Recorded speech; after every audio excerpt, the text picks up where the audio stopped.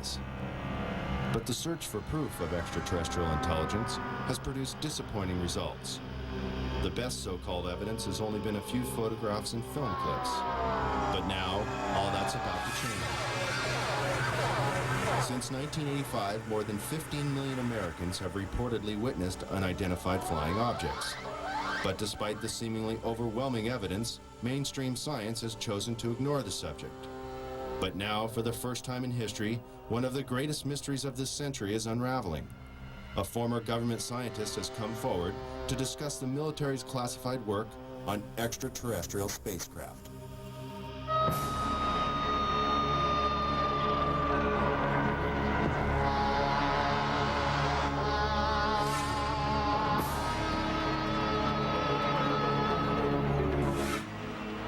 The end of World War II and the invention of the atomic bomb signaled a new era of international mistrust. Since the earliest days of the Cold War, which coincides with the Roswell incident and the start of the modern UFO era, the military has been especially secretive about its advances and achievements, while always searching for the perfect weapon or super sophisticated tool of espionage.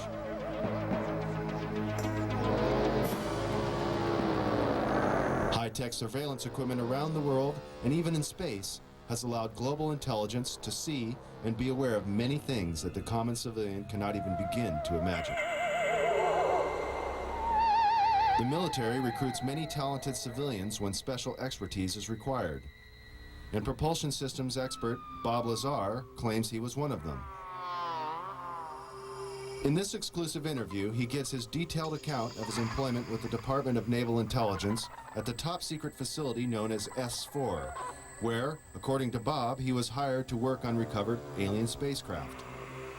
This now not-so-secret military base at Groom Lake, Nevada, is known as Area 51, or Dreamland, as insiders like to call it. Born in 1959 in Coral Gables, Florida, Bob has lived much of his life in Las Vegas, Nevada.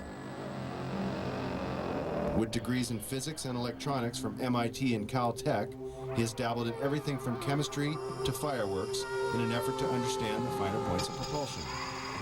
He has even assembled a jet car with a 22,000 horsepower engine salvaged from a Navy F-3D Skynight that is capable of land speeds of over 350 miles per hour. Fate took a serious turn for Bob in 1982.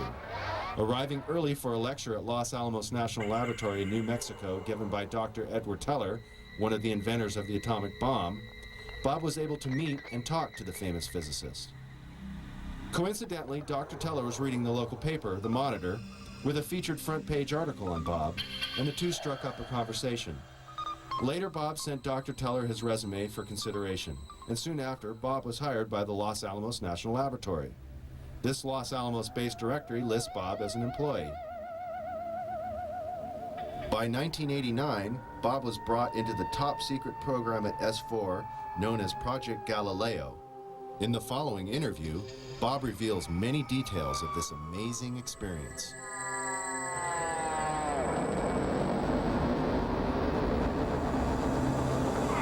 Did you witness any disk technology at Area 51? No, there was absolutely no ET craft, ET technology, anything like that at Area 51. This is why S4 was made specifically to separate it there. People at Area 51 do not have the clearance. How long were you employed at S4, and when were you hired? When was I hired at S4? I guess early '89, and I was probably there only about 6 months or so, on a very infrequent basis. How were you transported to and from work? At the time that I was working there at McCarran International Airport in Las Vegas, there was a Special Projects EG&G building. When I was told to go to work, I drove there, parked my car there, and got in a plane at the airport, flew to Groom Lake, where I deplaned and waited for a bus, and the bus drove me down to S4. The S4 facility is an area just off the Papoose lake bed, dry lake bed, and it consists of 9 hangars. The hangars have sloped doors on them with a sand texture coating around the opposite end of the hangars, there's the standard entrance where you're dropped off at, go through a security check, and inside there's a small complex. There is some office space, there's several laboratories, the hangars themselves, of course, and a few other places. I didn't have free rein to go wherever I wanted to. Everywhere I went to, I was essentially escorted, so that was really all about that I saw. Inside the facility, what was the basic layout? Were there underground levels? I don't think there were any underground levels to it, though there could have been. I don't think it was, you know, an extensive underground facility. It just looked like an installation that was butt up against a mountain. And, you know, I didn't see any evidence of any stairs going down, elevators, or, but like I said, I don't know. There could have been, and I just might not have been permitted in those areas. It's difficult to really surmise how long it had been operational. Everything did look fairly new. By that I mean I don't think this installation was there in the early 70s. Nothing was worn. Things looked fairly freshly painted. So, you know, as a ballpark guess, I would say it would really surprise me if the installation was older than 5, 7, 10 years, something like that. His burden Is killed in the project. What exactly happened there? Allegedly, obviously, I didn't see this, and I don't know it to be fact, but this is what I was told, that I was hired to replace one of a couple people that were killed while working on one of the reactors from one of the crafts. Apparently, they, for whatever reason, cut open an operating reactor, and the device exploded, killing both of them. The scientists that were killed there, allegedly the detonation from the explosion was fairly large. It would have rivaled a small tactical nuke. So it was done at the Nevada test site, and it was to be passed off as an unannounced nuclear test. Did you have any direct contact or communication with aliens? No, not at all. Tell us about the briefing files. Under what conditions did you gain access to them? I was put into the briefing room with 121 or 22 briefings, and really was just told to sit and read through them. I think they were there just to mainly educate me on what was going on. They weren't a complete in-depth explanation on everything else, but just essentially a brief synopsis on some of the other projects that were going on there. Supposedly, the information, now this isn't something that I determined, it's something I was told, that the crafts originated from a planet that orbited the Zeta Reticuli star system. Zeta Reticuli 1 and Zeta Reticuli 2 are two stars of a binary star system. The craft allegedly came from there. One or two autopsy photographs I saw dealt with just a small photograph, a bust shot essentially, just head, shoulders, and chest of an alien where the chest was cut open in a T fashion and one single organ was removed. The organ itself in the other picture was cut and vivisectioned essentially, showing the different chambers in there.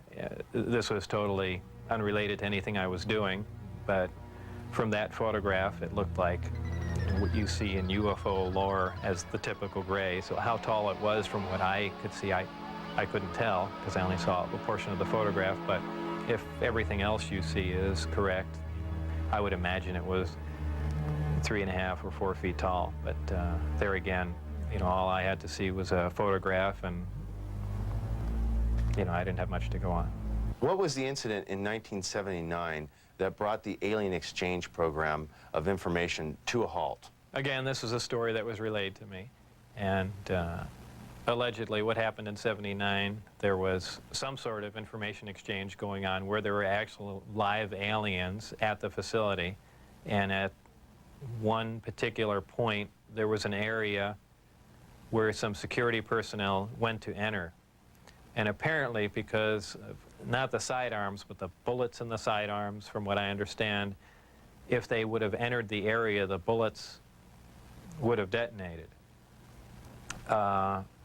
And supposedly one of the creatures tried to stop the security personnel from entering the area, and a fight ensued. And the bottom line from the altercation was that the security personnel, I don't remember how many were involved, but were all killed, and they died of head wounds, and that's all that I heard of that story. What was your job description at S4? My official job description was a senior staff physicist. I don't know if I actually had that position when I was there, because I was there so infrequently. I wasn't supervising anyone, so that was the official position I was hired under. But whether or not I actually acted in that capacity, I don't know. What was the size of the staff working on Project Galileo? Well, there were 22 people employed there totally. And that was specifically for the Galileo project? No, for the entire project. Oh, I see. There were 22 people with majestic clearance. I had majestic clearance. Majestic clearance was designated as clearance 38 levels above Q clearance, and Q clearance is the civilian top secret clearance. When did you see your first disc? The first disc I saw, I believe it was the second, or I think it was the third time I was up there. Normally the bus pulled around to the opposite end of the facility, which was the main entrance, and that's where we went in. On this particular occasion, it pulled up to one of the hangar doors, which were normally closed, and the last one was open. We came out, and I saw the disc in the hangar. Upon seeing it, it struck me that, well, this explains all the UFO sightings. Not thinking that it was an extraterrestrial craft, that this must have been some advanced form of fighter that we've been working on for years, and, you know, people have just caught it being tested, so on and so forth. And it never even occurred to me, even though I was looking at an extraterrestrial vehicle, that, you know, this wasn't man-made. When did you realize the craft was not of earthly origin? Well, it probably really hit me when I got inside the craft and looked around and began to understand how the craft was operated, and finally grasped the whole project as a whole, as what we were doing, the fact that we weren't building this thing, we were trying to find out how it was made. We were back engineering it. What is back engineering? Well, back engineering is taking a finished product and finding out how the device or product was produced, and essentially determining whether or not you can duplicate it. Now, scientists aside, what was your emotional response? What were you thinking were the implications to the world or man in general from these revelations? I really didn't think about implications of that sort. As far as emotionally, people have asserted that, boy, that must have been the most exciting time in your life, and that's not the way it was. When I first got to look inside the craft, all I can say, it's an ominous feeling. You walk in there and it feels as if you shouldn't be there. I know that sounds kind of corny, but it's a real ominous feeling. It's not an exciting feeling. It brings up a whole lot of questions in your mind. Well, where did this come from? And you know that they won't give you the answers to the whole story, but it's that's the only way I can describe it. Let's go, people! Lift. It produces a gravity wave, which is similar to the gravity wave that the Earth produces. However, the craft phase shifts the wave. In other words, it turns the wave not really in an opposite polarity, but something to that effect, where it will work against the natural gravity wave of the Earth, and it produces a lift in that effect. Is there any internal protection for the crew? Does the craft generate a gravitational field inside the craft itself? Well, the craft generates its own gravitational field. Being inside that field essentially doesn't shield you, but essentially you're in, and this is a terrible way to say it, almost in a different realm, because you're now influenced only by that gravitational field. For instance, people wonder how a craft like this can make a turn at such high speed, a 90-degree turn, when they would imagine people slamming up against the wall or something to that effect. Well, that really wouldn't happen. Inertia would have no effect. You're in a distortion, and don't forget that gravity distorts time and space, so really nothing is going to influence you while you're in there.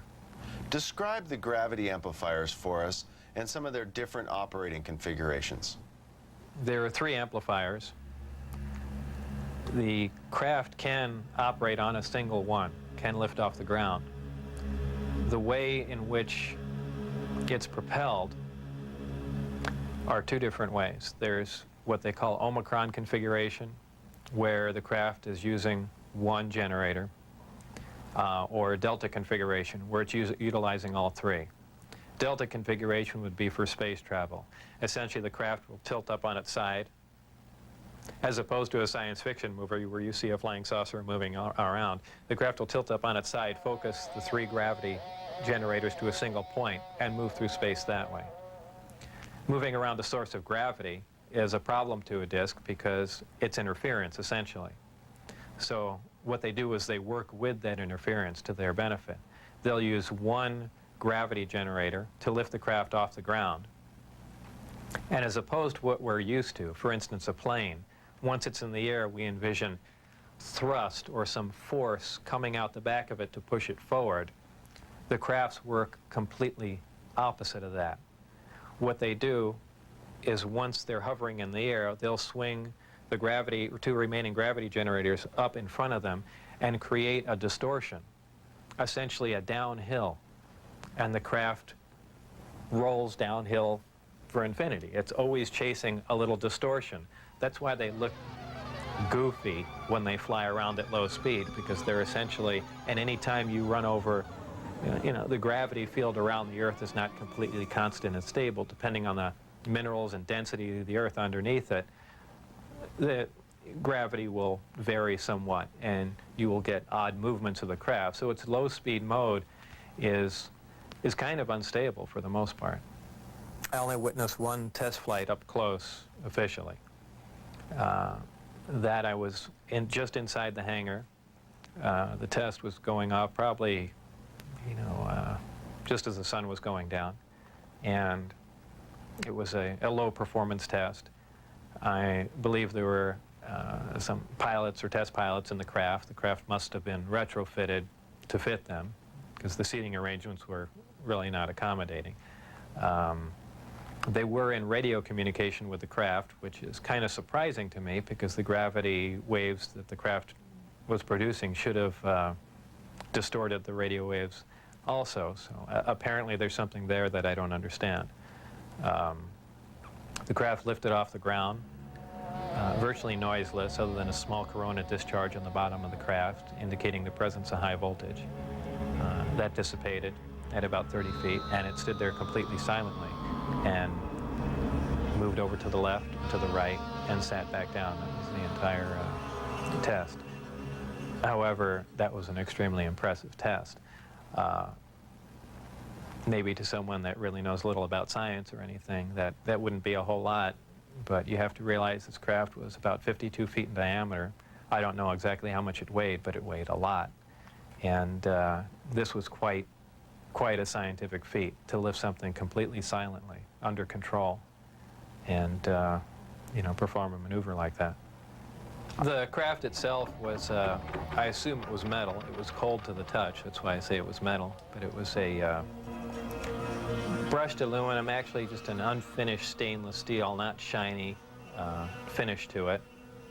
Had no seams. It was as if it was injection molded from one giant die. I was completely amazed. I can't really reflect on how it made me feel, but that was exciting. How would you define gravity? Could you describe in layman's terms its basic principles for us? Gravity is something difficult to explain because it's something that we essentially don't understand. It's just something that we can observe. Not much is really known about gravity. There are many theories about it, but they are just mainly theories. There's theories of gravitons, which allege that these subatomic particles that that act like an attractive force like gravity that exchange between two pieces of matter.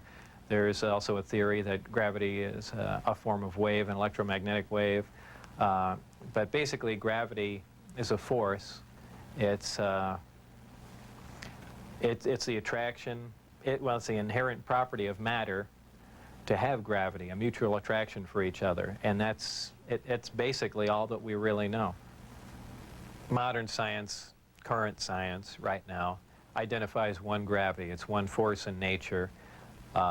Apparently, through research at S4 or information gained from one of the crafts they were researching there, it appears that there are two different forms of gravity. One form works on an atomic scale, on subatomic particles, holding pieces of matter, holding atoms themselves together. Another works on a larger scale, the scale we're most familiar with, holding planets in orbit, holding ourselves to the ground, things of that sort. Because it produces a gravitational field, I wouldn't say the craft is invisible during the day. However, if you're under the craft, because of the way the gravity is being used, gravity bends time and space, and it bends light. If you are looking underneath the craft or from certain vantage points, you will actually see what's above the craft. It's really a trick of the way light bends under the influence of gravity. For instance, we can see stars that are behind the sun, that are blocked from our view by the sun. The reason we can see them is because the sun is a tremendous gravitational field and it's bending the light around it where we can see the star. Space-time and gravity are all essentially interrelated. They all act on one another. Gravity bends space. Gravity also distorts time. When you vary one, you essentially vary the other two. If you, as an example, if you have a massive body, say a planet or something that's making a lot of gravity, producing a lot of gravitational waves, if you will, it distorts space. It bends space to it. It also slows down time. These things aren't theories. We know them to be true. We cannot artificially create this because we can't create gravity. But this is how they're all interrelated. With traveling at the speed of light, There are several problems traveling at the speed of light. Just a couple of them are the fact that as your speed increases, so does your mass proportionally. In other words, the more energy you put in to go faster begins to slow you down by the fact that it's converted into mass. You have other problems like just traveling at such an extreme velocity, navigational problems, the fact that you might run into little tiny micrometeorites at speeds like this. They would undoubtedly destroy your craft. There's just a whole host of problems that you're going to run into just attempting to do something like that. Aside from the fact the amount of energy required to accelerate to the speed of light is horrendous. could you briefly describe Project Looking Glass and Project Sidekick for us? Project Sidekick was another project going on with Galileo. Galileo was the project that I was involved in. Sidekick dealt with any of the weapon potential of the craft, whether or not the craft had a weapon in it or could it be used as a weapon, but it had something to do with some sort of particle beam configuration where the gravity generator can be used as a lens to focus a weapon of some sort, similar to the SDI device we were working on in the 80s, but with the potential of a focusing device using the gravity generator. And Project Looking Glass? Project Looking Glass dealt with the distortion, the fact that there's a time distortion, essentially looking back in time, and by that I do not mean looking back years ago to see the wagon train days. They're looking for distortions that are milliseconds in time, and what that was used for, I don't know, but that was just observing the time, the time distortion, time dilation phenomena of the craft in operation. What is element 115?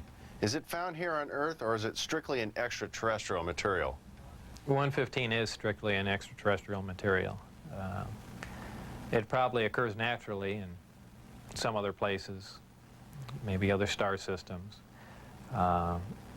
some people not familiar with science or chemistry say, well, that's ridiculous. All the elements occur on Earth, but that's not true. There are elements on the periodic chart that aren't found on Earth.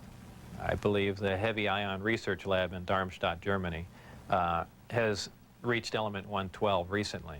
So 115 isn't that far away. And when they synthesize it, it's not like they're making a couple ounces of it. They're talking about 1 or 2 atoms of it. To make any usable quantity of a heavy element like that is virtually impossible. Element 115 is in the top of the reactor. And the base of the reactor apparently is a small, something similar to a cyclotron. It's a particle accelerator. A particle is accelerated to high speed and then deflected up a small tube, and it's aimed at the 115. This transmutes the 115, similar to the way we do that in a normal particle accelerator. This causes a reaction, a radiation emission that we really haven't seen before. It produces antimatter. This antimatter is guided down a tuned tube and reacts with a gas. When matter and antimatter react, they convert to 100% energy.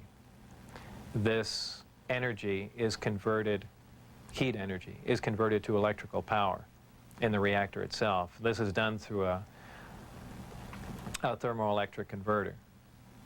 And this electrical power is used to power other subsystems on the craft, though there is no wiring, as we would know it. Also, that's almost a byproduct of the reactor. The reactor also sets up a gravitational wave from the 115 being bombarded. This gravitational wave is present at the top of the reactor and is essentially guided in the same way microwaves are guided, through tuned tubes. And this goes to their amplifying cavities and through the projectors that are in the bottom of the craft. With the gravity generators running, is there thermal radiation danger to the crew? There is no thermal radiation while the reactor's running. The thermionic generator is 100% efficient, which is in violation of the first law of thermodynamics. But in fact, it works. Element 115 is stable. And for those familiar with chemistry, we know that elements with higher atomic numbers have shorter and shorter half-lives. However, when you reach a certain point, they call it the island of stability. There is a place, and we've theorized this for a long time, somewhere around 114 to 116, there should be an area in there where the nucleus of the atom is geometrically stable, with protons and neutrons, where it no longer decays. It's not radioactive. 115 is in fact this element. In fact, it does occur again somewhere around element 247. Of course, we're nowhere near synthesizing that, and we can only predict things like that, but that's where 115 is. Did the aliens, give us element 115 in large quantities? Whether or not it was given to us, I can't answer that question. However, I was told that we have 500 pounds by one of my co-workers. How it was obtained and where exactly it came from, I don't know. Whether it came in one of the crafts or it was separate cargo somewhere, anyone can speculate. But I was told that was the figure. You were able to get away with a sample of element 115. How much did you get away with? No comment. Several nighttime test flights, unofficially, while off the base. What did you see? The test flights I saw off the base, actually the best test flight was witnessed by my friends who I had brought out there. At the exact moment the craft was hopping around and doing some really impressive maneuvers, I had turned around and I think was looking for the video camera or something to that effect. But I missed some of the most impressive maneuvers. But the craft was similar to what was done before that I had seen close up, other than the fact that it went above the mountain range, moved a much greater distance at a much higher rate of speed. How were you able to find out about the test flight schedules? The test flight schedules were told to me specifically because I was probably going to have to be present during those times. And at that time, the test flights were taking place on Wednesday nights. And from what they said, that was because that was statistically the least amount of traffic in the area. And that's all that they were concerned about. Does the propulsion system release any sort of discharge or exhaust? There was a high voltage discharge on the bottom of the craft, but as far as there being an exhaust, there was none. Why do they appear as glowing balls of light in the night sky? Well, that's kind of the same reason why a neon light or a fluorescent light lights up. What you're dealing with is a high energy source in essentially a gas atmosphere, oxygen, nitrogen. And when you apply enough energy to a gas molecule, they emit photons, they emit light. And I don't think it's anything, it's really a byproduct of how the craft operates. When it's emitting that much energy, the gas surrounding the craft emits light. The same reason why lightning is visible. You have a huge electrical discharge, and the gas emits light in the form of lightning bolt. If you were going to see one of these crafts at night operating, it would appear really as a glowing ball or just a bright light in the sky from a distance. Even close up, you'd see a glowing halo around it.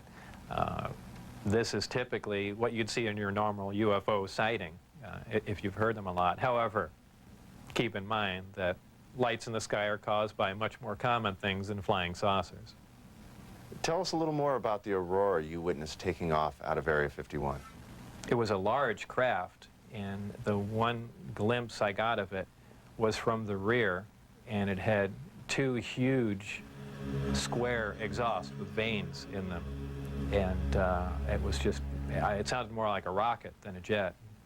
I don't know.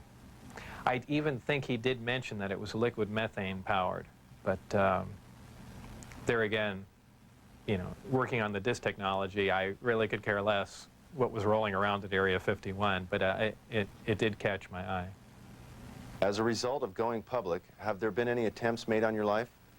One day when I was getting on Interstate 15, driving down Charleston Boulevard, a car came up alongside of me, and I thought he was just trying to race me to get on the freeway. This was after I had left the project. It was a white, boxy-looking car. Exactly what make and model, I don't know. But I accelerated to get on the freeway to go fast, and there was a gunshot, and the back of the car was hit, and I skidded off into the median. And I stopped, and I was frightened, and I just stood there because I thought the guy was going to be alongside of me and just shoot me. I had nothing to do. I was essentially paralyzed with fear, and I waited there, and then nothing else happened. And do I know it was a government agent trying to kill me? No. Could it have been a drive-by shooting? Maybe. So it was an attempt on my life, but by who specifically, I don't know. Though I was threatened before I had left. That they threatened my wife's life and my life, so I can only put two and two together and say that they were kind of pissed at me. In an earlier interview, you had mentioned that they had put a gun to your head. Tell us about that. That was after we were caught out when I had the test flight schedule, and I brought some friends out to show them the disc test. We got caught out there, and the following day I was debriefed down at Indian Springs Air Force Base. And I was in the room with the security guards that caught us, my supervisor and some other people, and some other security personnel. They were essentially grilling me about security and, how could I possibly bring people out there, and I guess I wasn't as responsive as they would like, and they got in my face, and one of them pulled a sidearm out, just pushed it against me. Have you maintained any contacts with your colleagues out at S4? No, I never heard from anyone other than for a very brief time after I left. Dennis, who was my supervisor, did try and make contact with me at the meeting place was the Union Plaza Hotel, and I took a friend of mine, Gene Huff, down there, and another friend, a former colleague and scientist from Los Alamos. And we saw him, but I also did recognize some security personnel walking around there from S4. So whether or not it was a setup or what was going on or he was trying to talk to me, we never found out, and we left. It just was a real strange situation. I never heard from him since. As we enter the 21st century, how has your experience changed your beliefs? Well, if you want to word the question, how are my opinions changed? I would say considerably. And before I was at S4, I was more or less one of the guys that thought, you know, all these government conspiracy and UFO buffs and things like that were complete lunatics. I even remember before I was involved there, a friend showed me a little newspaper clipping and said John Lear was giving a lecture who was touting that aliens from another world came to Earth and there's 70 different species. And I remember laughing on the phone that this guy had lost his mind. And I was also under the impression that, you know, boy, the government's all for the people and they, you know, they're out here to protect us and all that. You know, after the experiences I had there, everything is completely turned around. You know, the government is doing everything but looking out for us. I mean, the only thing they're looking out is for themselves. You know, obviously the ET craft do exist.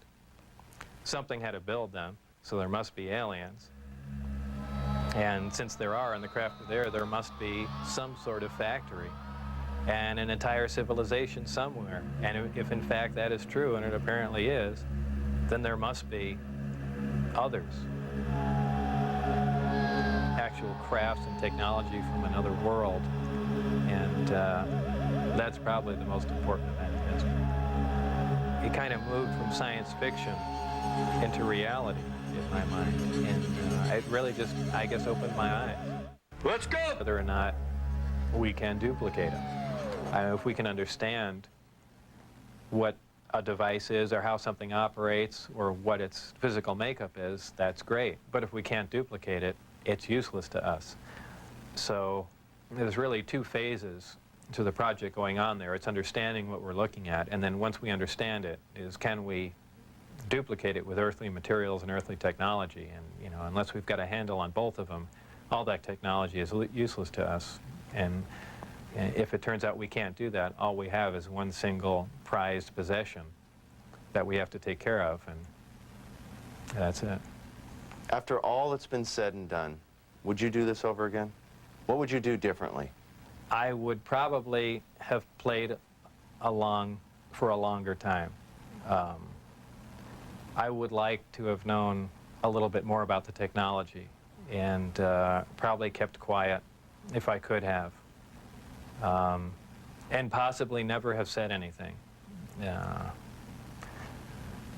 I almost wish I had done that. You know, it's it's really only caused headaches and problems. But I believe if I was given the opportunity again to go back in time and redo it, I think I pretty much would have just shut up and gone along with the program. I would have much preferred that instead of the Navy or whoever it was that hand-picked a few renegade scientists here and there, that they turn it over to some more qualified people. Obviously, I was not the most qualified person on propulsion or field propulsion or anything of that sort. I was just some guy. I mean, they could have picked, I could have named 10 or 12 other guys that were more qualified than me. But, you know, if they turned it over to the scientific community and not just a couple guys here in the United States, I mean, you need a large group of people in a large lab to research what's going on there, not a little quiet installation. It's the security itself that prevents them from getting anywhere. I mean, they never do work hand in hand. You can't have a military mind. Science itself must communicate. You have to have a free exchange of ideas. That's how things progress. And when you clamp down on a security system like that, where you work in isolated groups and ideas cannot be exchanged, you don't get anywhere, and that's the problem they have. What does the future hold for Bob Lazar? Well, I'm not really involved in any of that stuff anymore. That's kind of put behind me. I have my own businesses that I work at, some computer graphics, some consultation, other technical jobs, radiation detectors, and a few other things like that.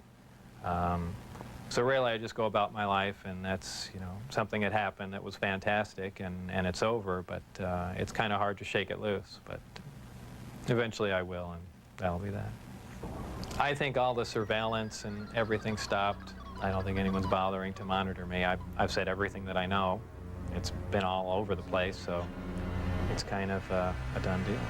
As far as whether or not there are any craft out there, I believe, you know, they were out and gone in probably the late '89, early '90, and the only thing people see now out there are, you know, either flares or planes coming into land, but that's about it. Did you have an interest in flying saucers or science fiction in general as a child? I was never interested in flying saucers as a child. Science fiction, you know, I watched Star Trek, I guess, with everyone else back then, but for the most part, yeah, I didn't even believe in flying saucers up until I was employed at S4.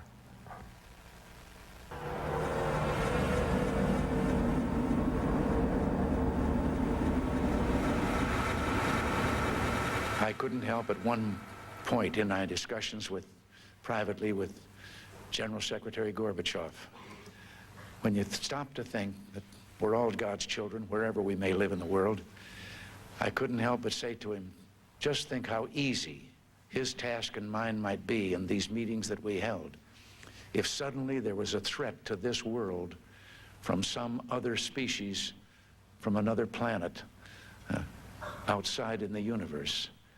We'd forget all the little local differences that we have between our countries, and we would find out once and for all that we really are all human beings here on this earth together.